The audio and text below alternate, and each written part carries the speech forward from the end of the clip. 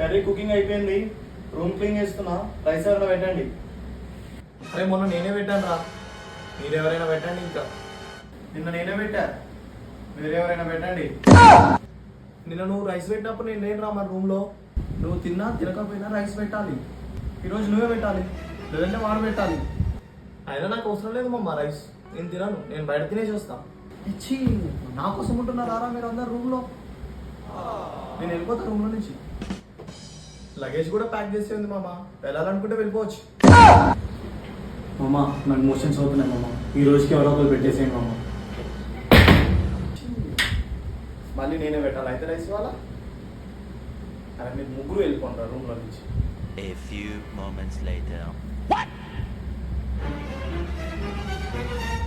నువ్వు బయట తింటా ఉన్నావు కదరా. బయట రేపు తింటాము.